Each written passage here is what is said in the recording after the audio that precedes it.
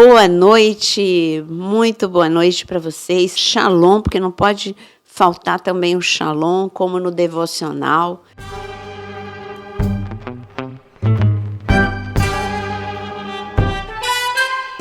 Aí já aproveito. O que é que você faz de manhã? Você não faz seu devocional? Se você não faz sozinho, venha fazer conosco às 6 horas da manhã, todos os dias aqui no canal. E hoje nós estamos no nosso podcast novamente. Quero cumprimentar a mesa, apóstolo Jonas. Muito boa noite, excelente noite para todos nós. Pastor Vinícius. Boa noite, muito bem-vindos mais uma vez aqui conosco, obrigado. Então, hoje eles estão calminhos, né? Os dois estão aqui bem calminhos. Mas a gente não pode continuar o nosso podcast sem antes falar de algumas coisas. Eu vou falar uma parte e o pastor Vinícius vai falar outra. O canal está com muito movimento, 2 vezes por dia. Agora, algumas coisas mudaram. Mudaram não, tem coisa nova, não é que mudou. Então, 6 horas da manhã é o devocional, de segunda a sábado. Também nós temos segunda e sexta, é o nosso dia, podcast, que você já não esquece. 18 horas, podcast. Os outros dias são temas, só que o que aconteceu de novo? Terça-feira, 18 horas, nós temos uma live. É um momento que você fala comigo, que você tira dúvidas, que a gente bate um papo. E semana passada, se você não viu, já teve ao vivo, tanto no Instagram quanto no YouTube. No Instagram é toda segunda às 13 horas, a nossa live. E no YouTube, toda terça às 18 horas. Agora o pastor Vinícius vai falar mais. Como a pastora falou, a gente está tendo muito movimento no canal, mas a gente tem que sempre lembrar vocês, não deixem de se inscrever, de clicar no sininho para você ser avisado de toda essa programação que a pastora colocou, porque o YouTube não tem erro. Assim que a programação é colocada no ar, você vai receber o seu alerta e vai ter condição de estar vendo ali em primeira mão. Não que você não possa ver depois, mas é mais legal quando você vê assim que é lançado. Então, se inscreva, clique no sininho, curta a programação, porque isso ajuda demais a gente para que o YouTube entenda que a programação é relevante e compartilhe. Compartilhe aí com todo mundo que você saiba que vai gostar do tema, pessoas que têm dúvidas no assunto, da tua igreja, parente, amigo, todo mundo que é apaixonado pela palavra de Deus. Esse simples ato teu de curtir e compartilhar ajuda demais o canal a crescer, demais, e faz com que a gente consiga atingir um número maior de pessoas com a palavra de Deus. Você vai estar abençoando outras vidas com uma atitude tão simples e que não custa nada para você. Então, ajuda a gente. Se você gosta do que a pastora Naira coloca no ar, desse trabalho que a gente faz aqui e de tantos outros que ela tem feito, não deixe de nos ajudar, por favor. E o nosso tema hoje é empolgante, né? Nós já falamos em vários podcasts sobre o terceiro templo, mas nunca fizemos um podcast só ele sobre o terceiro templo. Então, hoje a gente vai falar de tudo. Nós falamos en passant, né? Nós falamos que o terceiro templo é uma realidade. Quando a gente estava falando das linhas escatológicas ou de acontecimentos dos últimos dias, quase todo podcast a gente fala do terceiro templo. Mas não vai ser como hoje. Não, hoje porque é desde o início. Nós estaremos falando e provando para você como o Monte Moriá estava no coração de Deus desde sempre, né? Desde lá de trás com Abraão, depois com Davi comprando e etc. E você vai compreender bem esse assunto. E você não vai ter problema mais quando alguém te perguntar ou questionar ou disser alguma coisa contrária. Você vai ter a palavra e o conhecimento. Então, vamos ficar firmes aí. Se você ainda não conectou outras pessoas amigas, por favor, transfira para elas, anuncie, porque o assunto hoje é muito importante. E você vai ver o quanto a reconstrução do terceiro templo é importante, tem que ser reconstruído. Vai ser tremendo isso. Quando a gente fala de terceiro templo, a gente tem que começar do início. Porque Deus é um Deus maravilhoso. Aliás, hoje eu recebi uma pergunta e me falaram assim: vocês são muito presos, vocês evangélicos são muito presos no Antigo Testamento. Eu não, eu imito o meu mestre. O meu mestre, quando foi...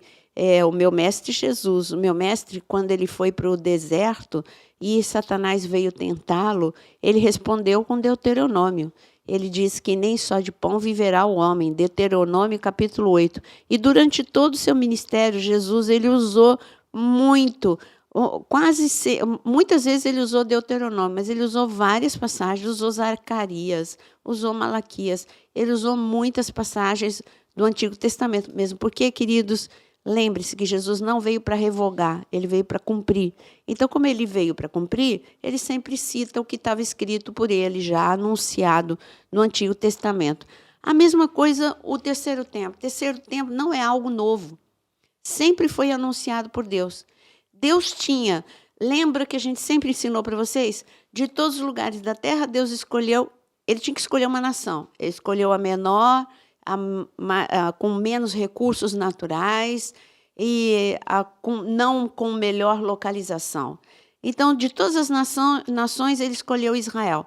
Dentro de Israel, ele poderia escolher qualquer cidade. Poderia ser a cidade para cumprir todas as coisas? Poderia ter sido Galileia. Galileia não, Jesus ficou lá 3 anos. Jesus ali realizou muitos milagres, mas não foi ali que ele morreu, ressuscitou, que irá colocar o pé no Monte das Oliveiras. Não é ali que vai ser o terceiro templo. De todas as cidades, ele escolheu Jerusalém para que a maior parte dos cumprimentos proféticos ali fossem realizados.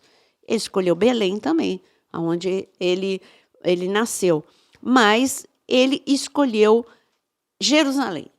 Bom, dentro de Jerusalém tem vários montes. Ele poderia ter escolhido qualquer um dos montes. Monte das Oliveiras. Poderia. Ele ama o Monte das Oliveiras. Ele escolheu para algumas coisas. Mas para que fosse construído o primeiro, segundo e terceiro templo, ele escolheu o Monte Moriá. Moriá, então vamos falar da palavra Moriá. Moriá vem de Moré. Moré, em hebraico, é ensino. Então, é o monte do ensino. Por quê? A gente vai ver daqui a pouquinho. Por que ele deu esse nome para o monte escolhido? E como ele escolheu o Monte Moriá, Deus, sim, eu vou colocar aqui a minha marca e vou mostrar desde o início o que é que vai acontecer aqui. Então, ele chamou a Abraão e ele disse, olha, eu vou te mostrar um monte. Nesse monte, você vai caminhar 3 dias até chegar nesse monte. Nesse monte, você vai me entregar o seu único filho. Gênesis capítulo 22. Em que monte que Abraão chegou? Monte Moriá.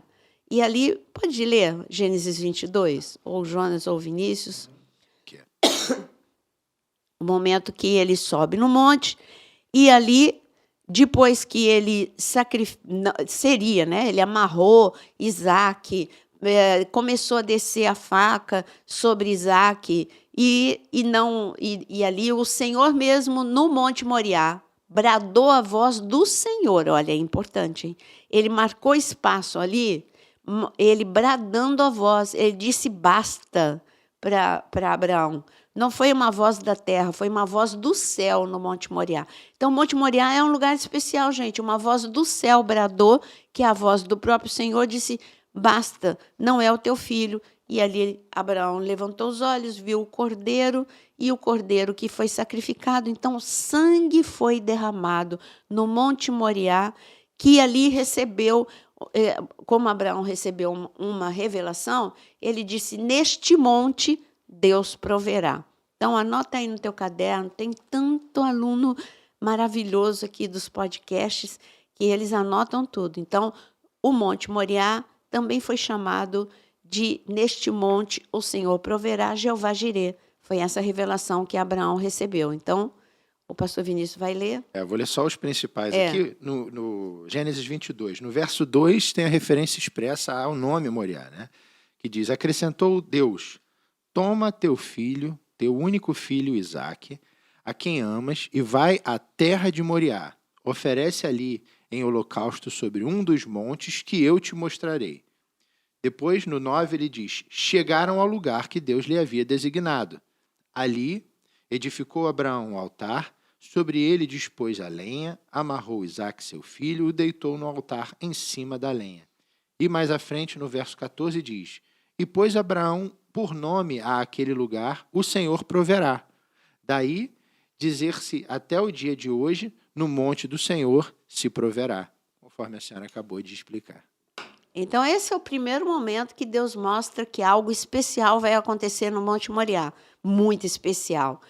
Agora, o segundo momento, eu poderia continuar mostrando, mas aqui não é aula, né? Mas tem uma cara de aula esse podcast, né? Alguma coisa tem que sair. É uma cara de aula, né?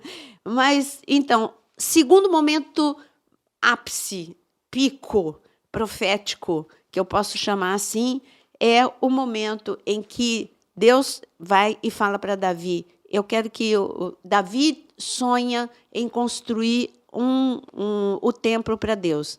Aonde? No Monte do Templo. O Monte do Templo, olha, nomes então que você encontra para Monte Moriá. Monte do Templo, Monte Moriá, o local onde Deus se revelou como Jeová Jirê. Agora vai ser um outro momento, quando Deus fala para Davi que ele não vai construir, mas Davi, ele tem uma ideia, né? Uma ideia, sabe essas ideias que aparecem na tua cabeça que não tem nada a ver? Pois é, Davi, depois de todas as experiências que ele teve com Deus, ele deu vontade de fazer um censo na nação para saber quantos soldados ele tinha para enfrentar o inimigo. Desde quando que Davi precisou disso, né? Mas está escrito que foi o diabo mesmo que colocou isso na mente de Davi. Isso, ó, parênteses. Se Davi é um homem segundo o coração de Deus, Davi adulterou e Davi fez o censo, cuidado com a tua mente. O diabo coloca coisas na tua mente e você está tão seguro no teu relacionamento com Deus que você acha que não é nada. Não fique na cultura do nada a ver. Cuidado com os teus pensamentos. Davi pensou, está escrito que foi o diabo que colocou na mente de Davi isso, e Davi, ele fez o censo. Quando ele estava fazendo o censo, caiu, graças a Deus, o temor de Deus, mas já era tarde demais. Ele já tinha feito o censo, já tinha confiado no número de soldados que ele tinha e não em Deus, e Deus falou para Davi, ó Davi, nós somos muito cobrados. Sabe qual é o problema? Nós somos cobrados por aquilo que conhecemos. E Davi conhecia demais Deus. Então, cuidado. Você que conhece muito Deus, você vai ser cobrado por aquilo que você conhece. Então, o castigo vem pesado. E, então, aí Davi, Deus falou, não deu opção. Deus perdoa, mas não retira as consequências. Outra lição para você. Deus perdoa, mas não retira as consequências. Aí, Davi falou, Senhor, me perdoe. Tá bom, Davi, eu te perdoo. Mas você tem 3 consequências para escolher. E Deus falou, ó, você pode escolher ser derrotado pelo inimigo, muita mortandade, por derrota em guerra. Você pode também pela fome, ser destruído pela fome. E a terceira, pela praga.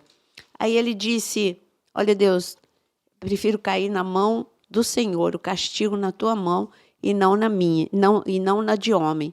E aí Deus começou a praga. 3 dias de morte, muita mortandade. Aí Davi falou, Senhor, o erro foi meu, não pune as pessoas, o erro foi meu. Se eu não me engano, está em 2 Samuel 30, ou 1. E também está em Crônicas. Então, aí ele falou assim, Senhor, não me pune a mim, mas não o povo, tem misericórdia do povo, tem misericórdia. Aí Deus falou, tá bom, então vai sacrificar. Aonde é que Davi subiu para sacrificar, gente? Ele subiu no Monte do Templo, que não era chamado assim. Naquele momento, naquele monte, onde Abraão levou Isaac, naquele momento, o que tinha ali? Tinha uma eira que pertencia a um homem chamado Araúna. E esse homem era um homem muito bom. Quando ele viu o rei, ele se ajoelhou e falou, Deus, rei, o que o senhor quer? Não, eu vou sacrificar aqui.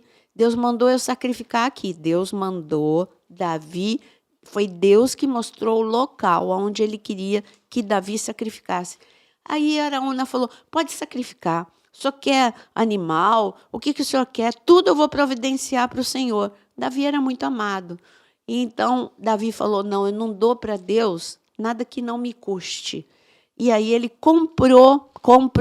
Gente, registra isso. Davi comprou o terreno de Araúna, a eira de Araúna. Aonde ficava a eira de Araúna? No monte do templo. Davi comprou, e comprou por um preço cheio. Ele comprou caro. E ali, quando ele comprou, ele foi e matou o animal que ele comprou. Ele comprou tudo, porque ele disse, não dou nada que não me custe. Aí, quando ele comprou, sacrificou, Deus se agradou tanto que veio fogo do céu. Gente, vamos lá. O monte do templo teve a voz de Deus em Gênesis capítulo 22. O monte do templo teve sangue lá em Gênesis capítulo 22. O monte do templo teve sangue também no momento em que Davi sacrificou. O monte do templo caiu fogo do céu. É uma das vezes, muitas vezes vai cair fogo do céu no monte do templo. No monte do templo caiu fogo do céu. Fogo do céu significa aprovado por Deus, marcado por Deus. Então, o monte do templo foi marcado por Deus por ser um lugar especial que ele escolheu para que o primeiro, segundo e terceiro templo fossem estabelecidos. Mas Abraão não sabia disso. Davi já começou a entender que isso ia acontecer, só não entendeu que não seria ele. Achou a passagem? Então, em 2 Samuel 24... Isso, 2 Samuel 24. Tem a referência, exatamente como a senhora falou, do recenseamento, depois da praga, e aí vem aquela questão da curiosidade, que em 2 Samuel 24, 16 diz, estendendo, pois, o anjo do Senhor a sua mão sobre Jerusalém para destruir, arrependeu-se o Senhor do mal e disse ao anjo que fazia destruição entre o povo, basta, retira a tua mão. O anjo estava junto à eira de Araúna, Viu? o Jebuseu. Então, a motivação do lugar já é o lugar onde o anjo se apresenta para mandar. Cessa o que está acontecendo. E Davi não foi uma escolha aleatória, foi Deus que mandou Davi lá. E aí vem toda a passagem seguindo acerca do local, e lá na frente vem a questão da compra. Então disse Araúna a Davi, tome, ofereça ao rei, meu senhor, o que bem lhe parecer. Eis aí os bois para o holocausto, os trilhos, a apeiragem dos bois para a lenha, tudo isso, ó rei. Araúna oferece ao rei, tudo isso Araúna oferece ao rei, e ajuntou. Que o Senhor teu Deus te seja propício. Porém, o rei diz a Araúna, não, mas eu te comprarei pelo devido preço, porque não oferecerei ao Senhor, meu Deus, holocaustos que não me custem nada. Assim, Davi comprou a eira e pelos bois pagou 50 siclos de prata. Edificou ali Davi ao Senhor um altar e apresentou holocaustos e ofertas pacíficas. Assim, o Senhor se tornou favorável para com a terra e a praga cessou sobre Israel. Então, é o último verso de 2 Samuel, já é exatamente... Mas em Crônicas fala que fogo do céu caiu.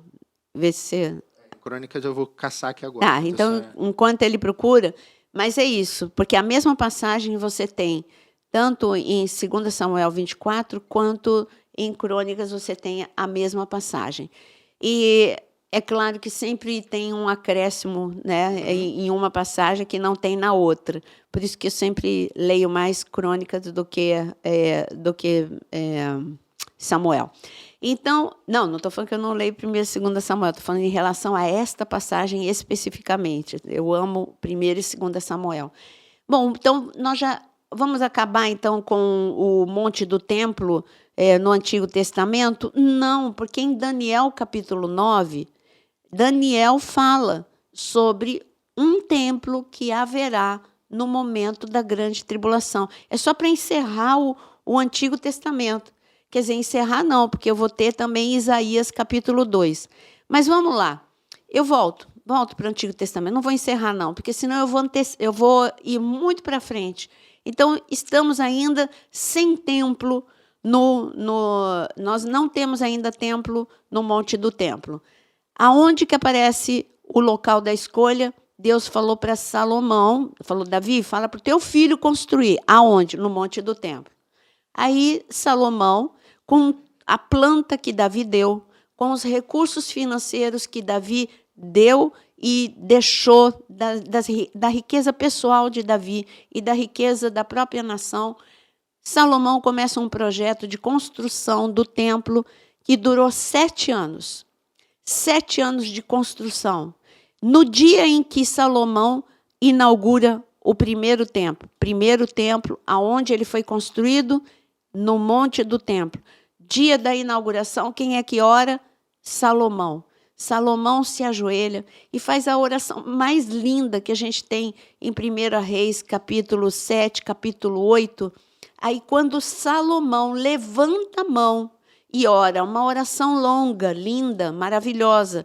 Quando Salomão para de orar, acabou a oração de Salomão, está escrito: fogo do céu desce no altar. Segunda vez que fogo do céu desce para marcar um local. Então, eu quero dizer para vocês que o Monte do Templo é um local escolhido por Deus, marcado por Deus. Ali tem o som da voz de Deus, em Gênesis 22. E ali tem fogo do céu, que você leu comigo, tanto por ocasião do sacrifício de Davi, como por ocasião do sacrifício de Salomão. Bom, até aqui alguma coisa? Primeiro templo. Primeiro templo. Primeiro templo. Mas Estamos no primeiro o templo. que eu observo é que é muito interessante a gente ver como Deus sempre quis estar no meio do povo, né? Ele sempre quis um relacionamento de intimidade. E a gente percebe que o templo era um desses pontos que Deus usava para se manifestar, né? Tanto para o perdão quanto para a comemoração das festas. Sempre foi maravilhoso a questão do templo. Por isso, a grande perseguição contra o templo. A primeira destruição, a segunda destruição, né? E agora a expectativa de uma construção do terceiro templo, que vai ocorrer, acreditamos nós, só no início da grande tribulação. Quando o anticristo se manifestar, quem vai construir é ele, né? São judeus, mas debaixo da autorização dele.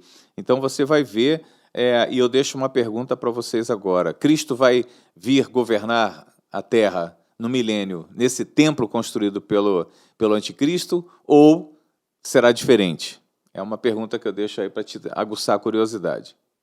Então, agora o pastor Vinícius, só para quem quer deixar registrado, ele vai ler quando o fogo do céu desceu ali em na ilha de Araúna, que se tornou propriedade de Davi e propriedade de Deus. Na verdade, eu separei aqui a questão até do local do templo exato, né? Que a gente leu em 2 Samuel, agora a gente lê em 1 Crônicas 16. É a mesma coisa que a gente leu, né? Quando Davi levanta os olhos e vê que o anjo do Senhor estava entre a terra e o céu, com espada desembainhada na mão, estendida contra Jerusalém, então Davi e os anciãos, cobertos de pano de saco, se prostram com o rosto em terra. Depois, no verso 24, vem novamente o rei Davi a Ornã: não antes pelo seu inteiro valor, não quero comprar, porque não tomarei o que é teu para o Senhor, nem oferecerei holocausto para que não me custa nada. E aí, logo no primeiro verso de 22, vem exatamente o GPS dizendo, né? Disse Davi: aqui se levantará a casa do Senhor Deus e o altar de holocausto para Israel. Então ele pontua exatamente no local, conforme a senhora falou, onde foi feito.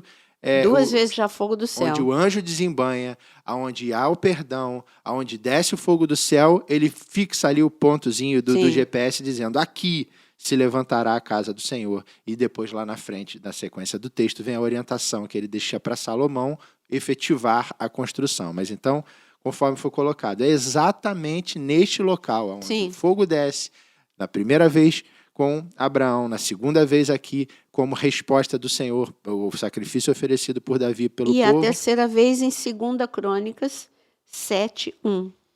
Quando Salomão terminou a oração, desceu fogo do céu e queimou os sacrifícios, e a glória do Senhor encheu o templo, de maneira que os sacerdotes não podiam entrar no templo do Senhor. Quando todo o povo viu o fogo descendo e a glória do Senhor sobre o templo, todos se curvaram com o rosto em terra e adoraram e deram graças ao Senhor, dizendo: Ele é bom e o seu amor dura para sempre. É lindo, né? É bonito. Eu me empolgo muito, porque aquele lugar foi escolhido, repito, e marcado por Deus. Acabou aí? Não. O que acabou foi a fidelidade do povo. Então, quando você lê 1 e 2 Reis, tanto as tribos do norte quanto as tribos do sul foram infiéis. as tribos do norte foram levadas para o exílio, mas as tribos do sul, as tribos do norte não estavam localizadas aonde estava o Monte do Templo. As tribos do sul foram levadas também para o cativeiro 100 anos depois, foram para a Babilônia. Mas não foi de qualquer jeito, não. Foi tudo roubado por Nabucodonosor e o templo foi destruído, queimado. Foi roubado porque Nabucodonosor levou todas as coisas preciosas para a Babilônia, ouro, prata, bronze, e o templo foi queimado e destruído. Quer dizer, um local tão especial, um templo tão especial foi destruído. Deus não tem dó das coisas especiais. Pecou a destruição. O pecado tem uma força destruidora terrível, gente. Cuidado. Porque o que é precioso para Deus? Famílias são destruídas por causa do pecado, nações são destruídas por causa do pecado, governos são destruídos por causa do pecado. Então, igrejas, enfim. Mas agora vamos para o segundo templo. Acabou o primeiro templo, né, gente? Então, aí o povo fica 70 anos lá na Babilônia e Deus fala, tudo bem, agora passou o tempo, já receberam a consequência do pecado, eu vou dar uma nova chance para vocês. E ele manda Esdras primeiro, depois Neemias, e Esdras é que vai colocar a pedra fundamental. Estamos chegando no terceiro templo, hein? Então, Esdras vai colocar a pedra fundamental. Aonde vocês acham que Esdras colocou a pedra fundamental? No mesmo lugar onde o primeiro templo foi construído. E aonde foi? No Monte do Templo. Então, Esdras lança a pedra fundamental, Esdras levanta um altar ao Senhor, antes mesmo de começar a construção. Agora, adivinha o que é que cai no altar de Esdras?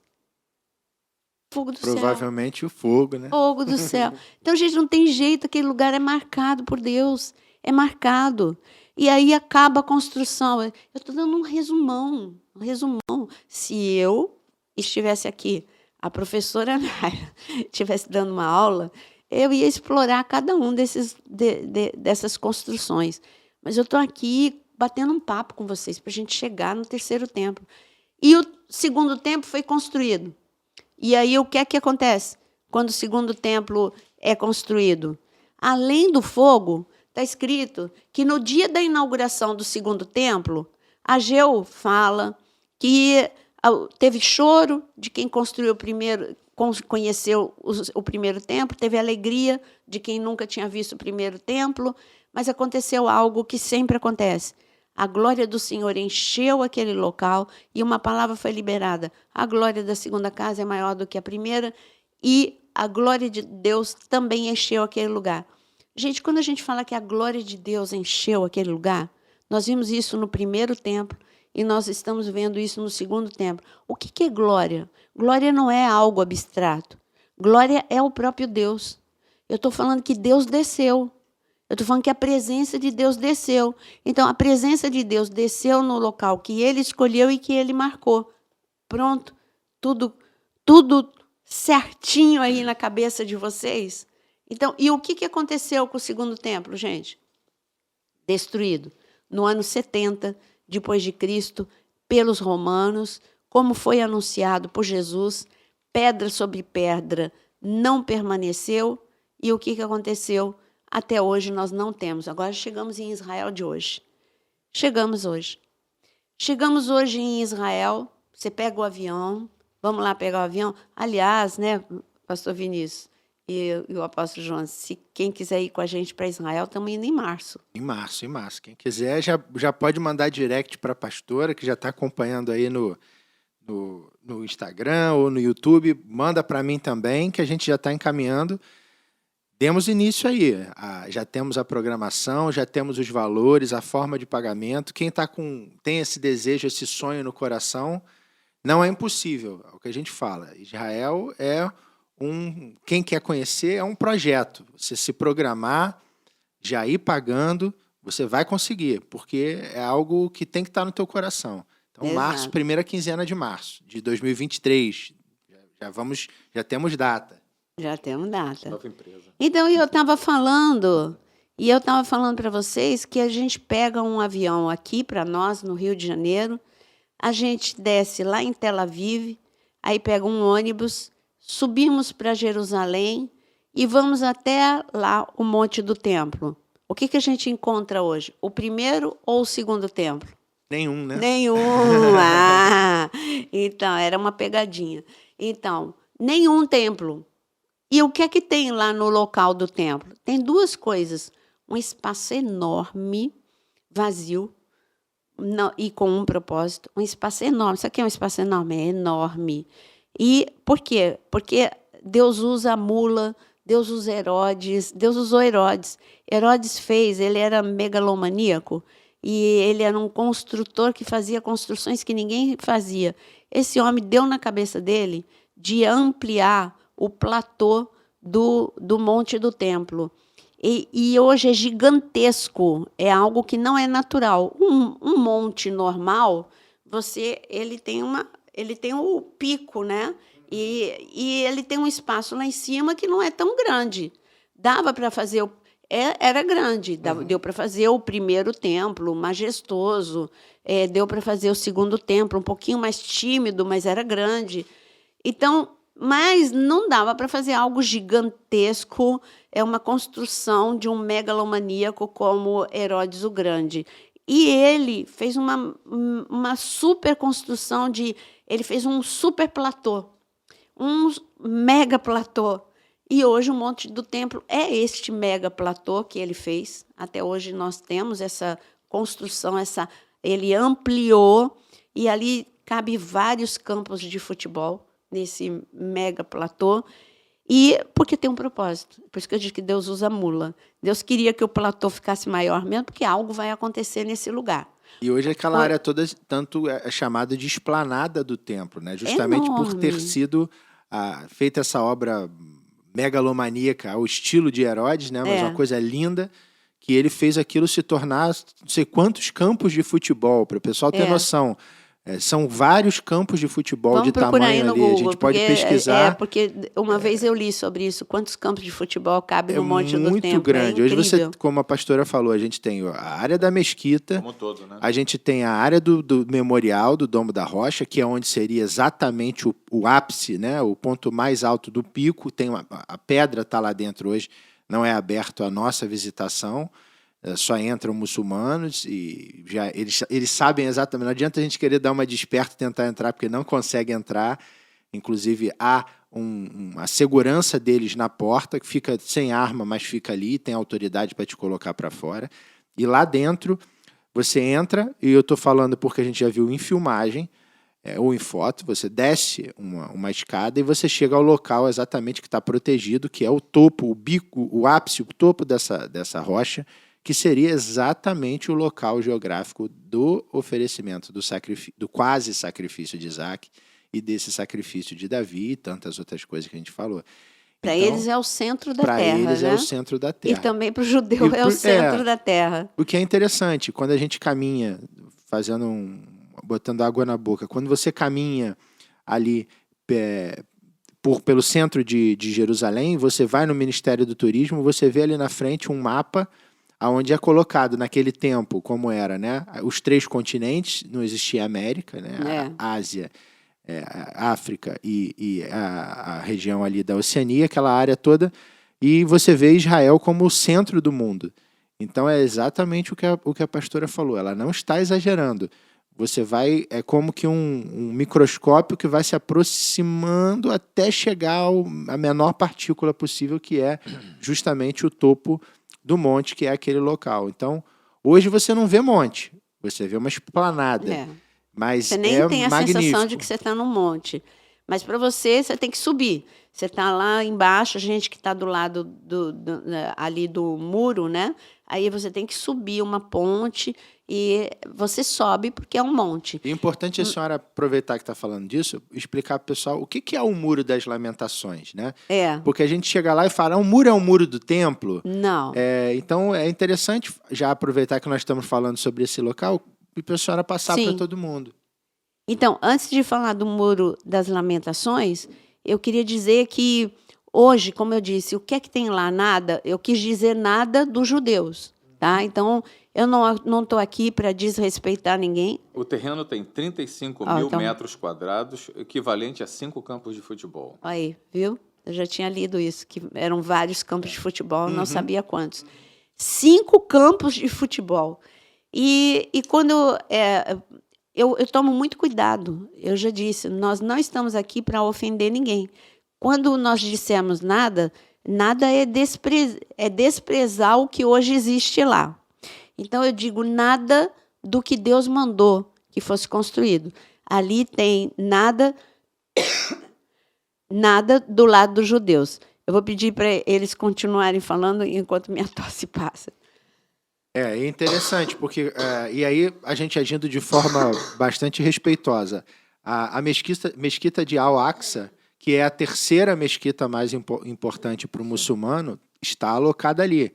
Então é um lugar lindíssimo, histórico, com um interesse bastante grande do islamismo, né, do Islã. Só que, novamente, a gente não pode entrar. Assim como eu falei do Domo da Rocha. E o que é o Domo da Rocha? Aquela foto mais famosa de Jerusalém que todo mundo tem, que é feita geralmente do Monte das Oliveiras de frente para o Monte Moriá, você vê aquela cúpula dourada, e é de ouro realmente. E naquele local onde está aquela cúpula, ali não é a mesquita de Al-Aqsa, ali é o Domo da Rocha, ali é um memorial lindíssimo, é feito com azulejos, todo com uma pintura muito bonita, com aquela cúpula de ouro, que é um local, é um memorial. Então, sobre esse memorial, eu queria dizer algumas coisas sobre esse local. Esse local, como disse o pastor Vinícius, é sagrado para os muçulmanos. O Domo da Rocha, antigamente, podia entrar. Desde os anos 80, quando aconteceu um atentado, vocês podem pesquisar se foi nos anos 80 ou 90 que houve um atentado e então foi proibido a visitação. Ali podia visitar, cristãos podiam entrar ali, mas depois desse ataque, eles fecharam para visitação. Hoje, realmente, só muçulmano que ora naquele local, no Domo da Rocha. Bom, nós falamos que, quando nós falamos de, como toda boa professora, eu gosto de deixar tudo muito claro. Então, nós falamos sobre o Monte do Templo ontem. Ontem foi Isaac, foi Davi e Salomão e Esdras. Então, foi primeiro e segundo templo. Monte do Templo hoje é o Aqsa e o Domo da Rocha. O Aqsa, como disse o pastor Vinícius, é uma construção recente, foi no ano 705 agora, depois de Cristo. Ano 705 é o Aqsa, muito recente, porque eu estou falando desde Abraão. Então, essa construção é muito recente.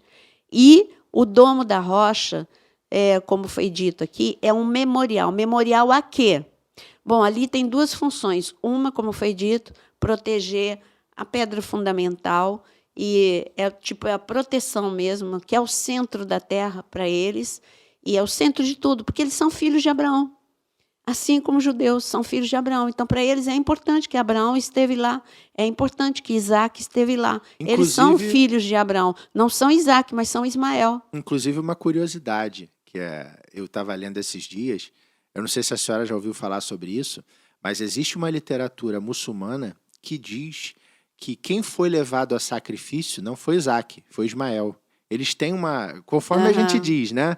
Eles têm um desenho na história bíblica que eles defendem, né, do livro sagrado deles, do Corão. O importante é Abraão, né? Abraão, o importante é Abraão. Era que Abraão, é o pai dos dois ali. Era Abraão. Então, para o muçulmano, existe essa... Então, Por isso que ele justifica. Só para dar o ponto de interesse. Porque, mas se Abraão levou ali Isaac, e Isaac é a pedra fundamental do início da família que virou o povo de Israel, porque para eles também tem esse desenho. Tem, porque para eles, como não foi uma criança sacrificada, o Antigo Testamento foi escrito em hebraico. Então, ali, já é um rapaz, está escrito rapaz. Uhum. Então, ali eles justificam ser Isaac por ter sido mais velho. Ismael por ser mais velho. Então, é por isso que, daí que surgiu, por causa da palavra rapaz, por ser já mais velho. Só que realmente foi Isaac e mais velho, a gente até tem isso. Isso é assunto para outro dia. Mas, vamos lá. Hoje, o Domo da Rocha, além de proteger, tem algo que aconteceu para eles. Ali eles dizem que foi o local que Maomé ele ascendeu aos céus, ele foi arrebatado. Então, foi construída essa história e justificando a construção do Domo da Rocha. Quando que isso aconteceu? El-Aqsa foi no ano 705 e o Domo da Rocha no ano 691, depois de Cristo. Então, a gente está falando de história recente. Isso foi ontem. Em termos de história, foi ontem. Então, o que é mais antigo? Mas aí vem a justificação. Mas foi Ismael. Exato. Então, é aqui porque foi Ismael, é aqui porque foi o Maomé. E o que foi de concreto para Israel? Porque foi Isaac, porque foi o primeiro templo, porque foi o segundo templo, porque desceu o fogo do céu, porque sacrifício foi derramado por Davi. E foi sacrifício comprado. Foi derramado por Abraão, foi comprado por Davi. Sacrifício foi derramado ali por Esdras. Então, estou construindo argumentos para você saber por que aquele monte é o local onde o terceiro templo vai ser construído. Falamos de Monte do Templo ontem, Monte do Templo hoje é isso, local de conflito, local sensível. Sempre quando você vai para Israel, tem momentos que você não vai poder subir. Se está tendo algum tipo de conflito, está tenso entre árabe e judeu, com certeza, para a tua segurança, Israel não vai deixar você subir, ou vai ter um momento que ali a polícia jordaniana mesmo não vai deixar subir. Porque quem cuida ali do monte do templo, da esplanada, é a polícia jordaniana. Então, ou a polícia jordaniana não vai deixar você subir, ou são a polícia israelense que não vai deixar. Tudo para segurança. Mas eu fiquei devendo o Muro das Lamentações. Por que vocês vão para Israel e oram no Muro das Lamentações? É o muro do templo? Não. Senão a gente ia estar contra a profecia de Jesus e contra as evidências arqueológicas. Nenhuma pedra sobrou. Quando você entra, uma das portas de Jerusalém, quando você entra, você passa pelo Davidson Center. Quando você entra, que é um sítio arqueológico ali da área, quando você entra no Davidson Center, você tem um espaço que você vê as pedras do templo que foram caídas, derrubadas. Não caiu, não foi terremoto. Foram os romanos que tiraram, porque rezava a lenda, na época da destruição, de que os judeus guardavam dinheiro entre as pedras. Então, eles queriam, não era só vingança, eles queriam dinheiro, e era lenda, não era verdade. Mas eles tiraram todas as pedras para procurar o dinheiro. Então, não sobrou pedra sobre pedra. Então, não tem um único muro em pé do Monte do Templo. Aquele é o muro que ficava ao redor da esplanada. Mas esse Muro das Lamentações é o mais próximo do Santíssimo Lugar. Tanto que quando você sobe ali, você tem o Domo da Rocha aqui, tá? O Domo da Rocha. Quando você anda para a esquerda, e isso os árabes falam também, quando você anda um pouquinho para a esquerda, você tem um espaço vazio, e é aquele espaço que estava o Santíssimo Lugar. Então, e você olha para o Muro das Lamentações lá embaixo, é o que tem de mais perto. Agora, quando você entra no túnel que dá para você ver também o muro por baixo, ali você entra mais próximo ainda do Santíssimo Lugar.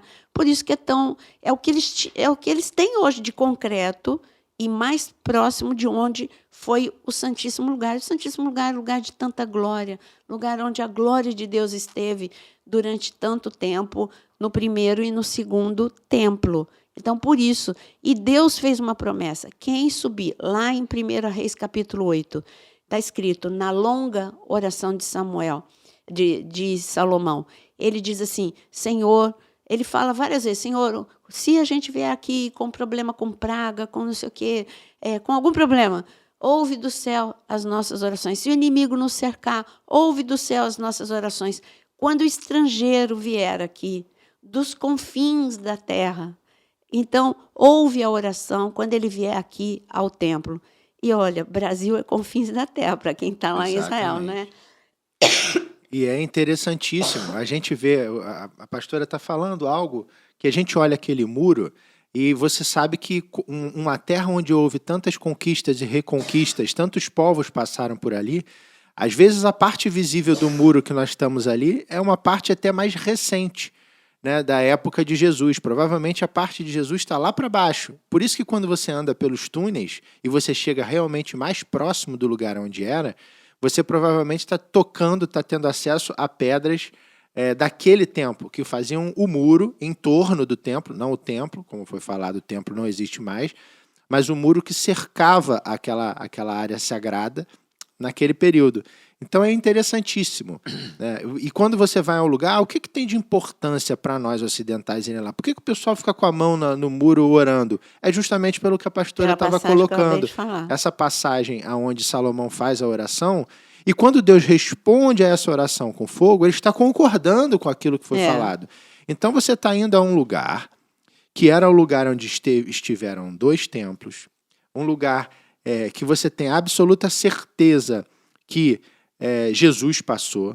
Exato. Ele ensinava lá. Que ele ensinava ali. Ele ensinava nas colunadas do templo. Você tem certeza de que ali foram feitas orações respondidas de forma mais objetiva possível. Jesus estava lá no pátio, né, quando ele viu a mulher entregando o dízimo, que Jesus ensinava. Jesus entrou lá no pátio do templo para ensinar os discípulos sobre dízimos e ofertas, né? Ali no gasofilácio, aquela mulher curas que colocou aconteceram naquela região toda do entorno, várias curas. Então Jesus andou lá. Aquele lugar é importante, porque se Jesus disse assim, esse lugar não é mais importante, ele diria isso, gente, olha, aqui foi o primeiro, agora nós estamos aqui no 2º templo, mas acabou a história. Agora o templo são vocês. Ele não disse isso. Jesus, pelo contrário, ele falou em Mateus 24, que agora a gente entra no 3º templo, né? Uhum. Então, nós já falamos do Monte do Templo ontem, o Monte do Templo hoje, que é um lugar de muito conflito, de muita instabilidade, de muito anseio da parte dos judeus. Então, vamos falar de hoje, judeu, o que ele pensa sobre aquele local, para a gente falar do 3º templo. Acho que cada um de nós pode falar alguma coisa, então, né? Vamos. Eles pensam que aquilo ali é um local santo, totalmente separado para as manifestações do Senhor, né? Do nosso Cristo, do nosso Salvador. Eles não abrem mão, nunca abriram mão daquilo ali, né? Mesmo quando eles estavam no exílio pelos últimos 2000 anos, todos os anos eles oravam em direção a Jerusalém, declarando, próximo ano estaremos de volta, próximo ano estaremos de volta.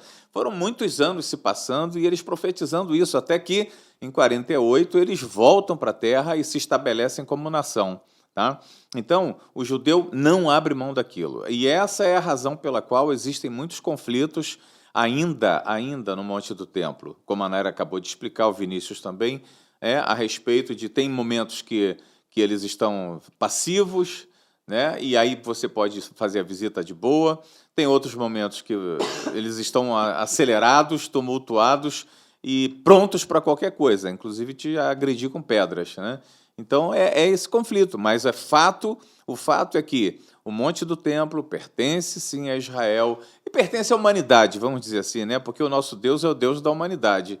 Então, o que o Vinícius pensa? O Monte do Templo, eles têm uma visão que é muito parecida com a nossa em termos proféticos, né? Vamos dizer, eles esperam o Messias reinando no 3º templo. Então, a necessidade da construção do 3º templo para eles, para a gente também funciona como um relógio. Só que nós sabemos que quem reinará dali não será o Messias, nesse primeiro momento, no 3º templo, será o anticristo. Sim. Então, aquilo que eles esperam ser construído para que venha aquele que vai libertar o povo, vai finalmente trazer tudo aquilo que se espera de um Messias, para nós, cristãos, será justamente o momento dessa fagulha, daquilo que nós já falamos aqui sobre pré-tribulação, meso e pós.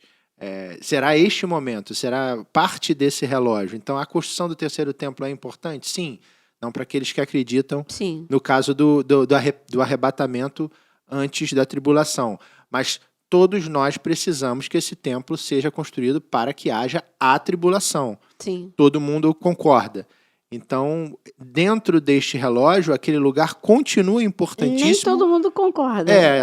Falamos de preterismo. Não, e etc. até Falamos mesmo de... entre pós-tribulacionistas, eles dizem que o templo é Jesus, que não Sim. que nós somos o terceiro templo, que aí entra já uma parte que não crê na construção do terceiro templo. É por isso que muita gente pesquisa sobre o terceiro templo e não encontra nada, porque tem aqueles que vão dizer que é a teologia da substituição, Isso. de que o terceiro templo é a igreja e de que é uma forma, é uma metáfora, não estou falando de alegoria, não. Não estamos falando de alegoria. É uma forma, é uma figura que nós somos o terceiro templo porque tudo já foi cumprido com Israel. Então, mesmo entre pós-tribulacionistas, mesotribulacionistas, tem essa divisão. uma grande quantidade Então, de e pessoas que não importante- creem na construção. É importante que a gente fale também de que o tempo do judeu não acabou. Não acabou de jeito nenhum. O grande momento deles foi com a volta em 48, onde eles tomaram posse da terra e a terra foi declarada Israel foi declarado nação, e principalmente agora na grande tribulação, nos últimos 7 anos, onde o anticristo reina, né? Ali é o tempo de Israel, ali é um tempo de um concerto de Deus com eles. Porque tem uma coisa, eu não sei se você vai entender ou concordar, mas tem uma coisa que, vamos supor, falando como humanos, né, ficou entalado na garganta, né? O fato de Cristo ter vindo para ele, vim para o meu povo me rejeitou, meu povo não me aceitou.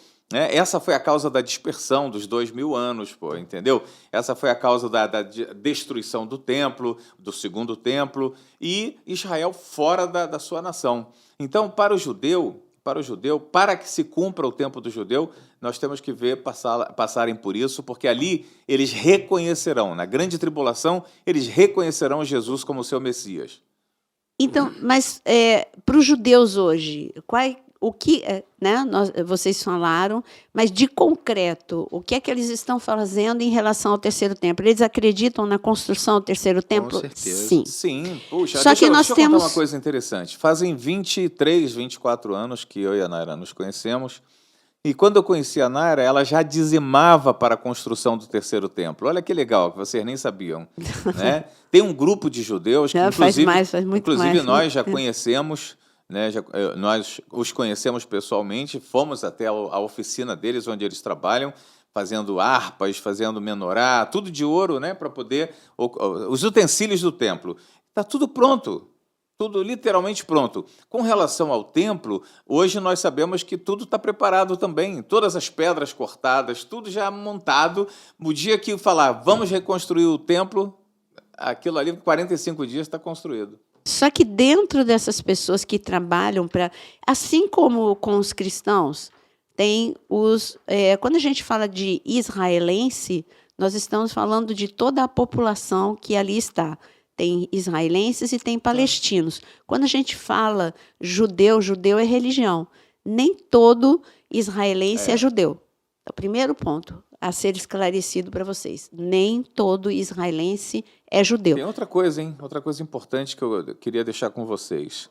Eu sei que a maioria de nós, se estivermos aqui, se o arrebatamento não ocorrer no início da grande tribulação, nós vamos ficar chocados de ver o judeu aceitando o anticristo como sendo o Messias. Mas peraí, isso é assunto para daqui a pouco. Mas eu só estou querendo dizer o seguinte, tenha misericórdia, porque nas Escrituras fala a respeito desse rei, vamos dizer assim, e ele é um judeu, então para o judeu vai estar muito fácil recebê-lo, né?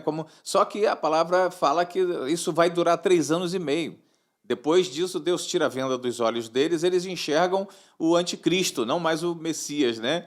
E aí o problema começa mais sério ainda. Mas, enfim. Então, mas aí eu estava falando que nem todo israelense é judeu. Entre os judeus você tem o judeu secular. Entre os israelenses você tem aquele que é secular. Quem que é secular? É porque não vai na sinagoga, ele não é nada. Ele, se você perguntar qual é a sua religião, ele vai falar, sou judeu. Mas ele não é religioso, é isso. Então, ele é super liberal. Ele tem até raiva dos ultra-ortodoxos, porque é um problema a postura radical deles. E ele não está ligado nisso. Tudo para te responder sobre o terceiro tempo. Ele não está nem aí. Ele acha que não, isso não vai acontecer, não. E é impossível, porque já tem uma construção lá. Ele vai pela lógica, ele vai pela política, ele não vai pela palavra. Então, é impossível, sempre esteve tomado o monte do templo, não vai acontecer. E eu quero paz, eu quero viver em paz aqui, eu não quero guerra. Eu sou contra todo e qualquer tipo de movimento para o terceiro templo. Então, você vai ter um religioso, o judeu, você vai ter o judeu que é não religioso, que a gente chama de secular. Você tem o judeu ortodoxo. O ortodoxo, ele acredita, sim, na construção do terceiro templo, mas ele, assim, bom, eu vou esperar que venha o Messias, ele resolve esse problema. Esse problema é para o Messias, porque é o Messias que vai construir o terceiro templo. E tem que falar do terceiro grupo para depois mostrar na palavra para você quando que o terceiro templo vai ser construído. E o último grupo, ele é radical, muito radical. O ultra-ortodoxo, para ele, tem que explodir. Mas entre os ultra-radicais, tem dois grupos. Tem o grupo do ultra-radical, que aí, para eles, o negócio é ou Deus vai mandar uma ira do céu e vai ter um terremoto e tudo ali vai ser destruído para construir o terceiro templo, ou por ele colocaria uma bomba lá para explodir tudo para vir o terceiro templo. Esse é o ultra radical. Mas ele não é radical a ponto de fazer algo. Ele fica esperando, né? Ele não vai pôr a bomba, ele não vai provocar, claro que não vai provocar um terremoto. E existe um grupo de ortodoxos bem religiosos que é o Instituto do Templo, é deles. Então, esse grupo é o que o Jonas falou. Eles estão já há quase 27 anos, 28 anos, eles estão se preparando para o terceiro templo de uma forma concreta. Porque uma coisa é você dizer, eu acredito que vai ser construído. Eles não, nós vamos fazer algo, porque vai acontecer, então eles vão fazer algo. Então, tem um grupo que já tem a pedra fundamental cortada. Há mais de... essa pedra fundamental, o Gerson vai lá todo ano na Festa dos Tabernáculos e ele dá a volta no Monte do Templo com um caminhão, todo ano ele é preso. Mas ele tem essa pedra fundamental. Então, a história do Gerson eu conto em outro podcast para vocês.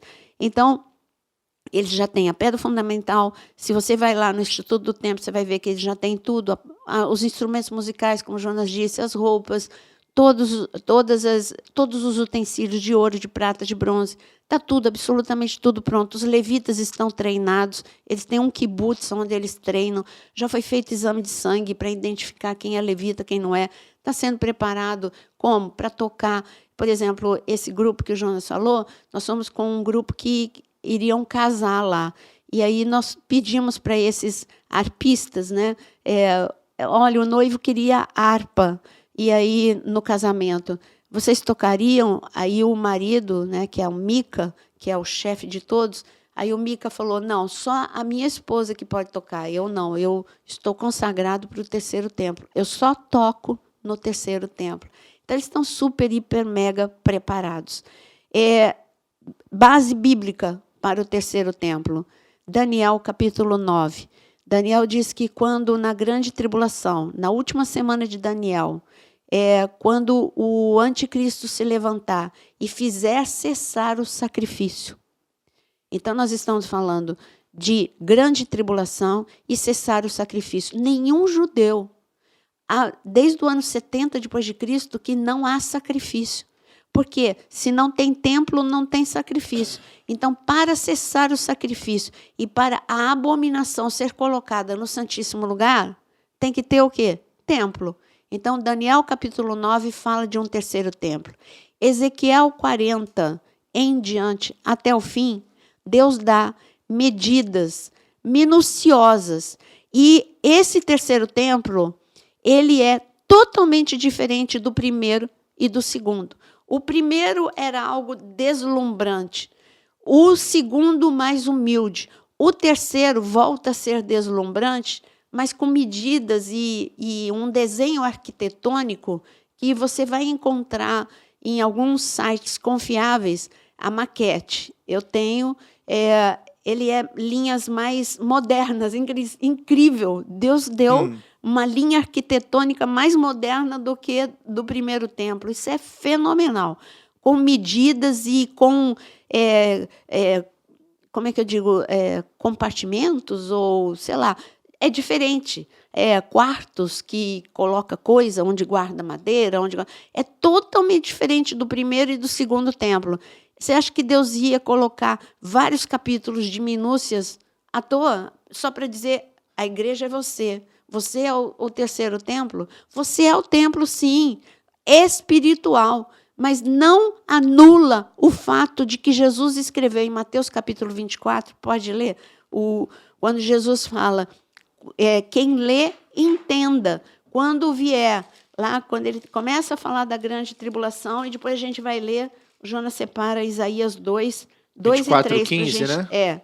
24. Quando, pois, virdes o abominável da desolação, de que falou o profeta Daniel, no lugar santo, quem lê, entenda, então os que estiverem na Judéia fujam para os montes, e aí vai.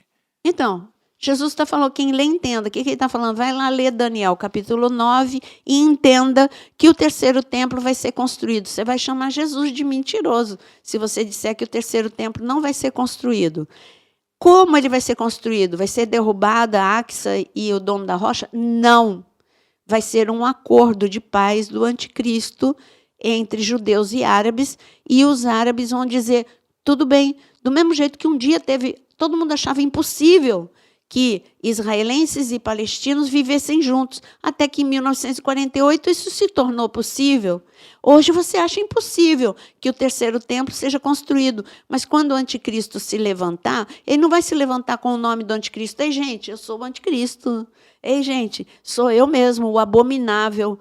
Sou eu, a abominação, o desolador. Claro que ele não vai se apresentar assim. Quando esse homem proeminente, este homem carismático se levantar, um político como nunca houve outro, deixa Churchill, deixa todo mundo aí no chinelo, quando este homem se levantar, ele vai, do dia para a noite, firmar um contrato que todo mundo vai cair o queixo. Como árabe vai deixar judeu construir o terceiro templo? Sim, porque a Axa vai continuar lá, o Domo da Rocha vai continuar lá, nada vai ser derrubado, eles vão coexistir. Ah, mas como que Deus vai coexistir? Ué, mas o terceiro templo não é para Deus. Exatamente. O terceiro templo é para o falso Messias. Facinho, facinho. Então, essas respostas são fáceis. Agora, tem a última passagem que o Jonas vai ler, que durante o milênio vai ter o terceiro templo. Isso é para outro dia, gente. O terceiro templo do milênio é o terceiro templo. Nós já falamos isso, então eu posso até adiantar. Lê que aí a gente finaliza com essa. Ok. Esta é a mensagem que Isaías, filho de Amós, recebeu sobre o futuro de Judá e de Jerusalém. Nos últimos dias, o templo do Senhor será o centro das atenções de todo mundo. Gente de todas as nações correrão para lá. O comentário geral entre os povos vai ser o seguinte: vamos ao monte do Senhor, ao templo do Deus de Israel. Lá ele nos ensinará as suas leis. Vamos aprender a andar nos seus caminhos, porque a lei sairá de Sião, e de Jerusalém virá a palavra do Senhor. Então, isso é no milênio, e você vê, está escrito no versículo 2, nos últimos dias, e está falando de algo futuro, não é do primeiro nem do segundo templo. E é assim, para a gente deixar assim, vocês com esse assunto finalizado, o terceiro templo vai ser o mesmo na grande, o terceiro templo da grande tribulação vai ser o mesmo no milênio? Aí nós falamos em um dos podcasts que tem duas linhas. Tem a linha que acredita que no momento em que Jesus põe o pé no Monte das Oliveiras, vai ter um grande terremoto em Jerusalém, a ponto de mudar a topografia, que ele vai ser completamente destruído e Jesus vai reconstruir um terceiro templo totalmente santo, puro. Existe uma outra linha que acredita que o terceiro templo, Jesus só vai lá e santifica, porque a própria presença dele santifica tudo e todos. Ele santifica a gente, porque não santificaria um terceiro templo? Porque tem a história dos Macabeus, quando o templo foi tremendamente profanado, igualzinho.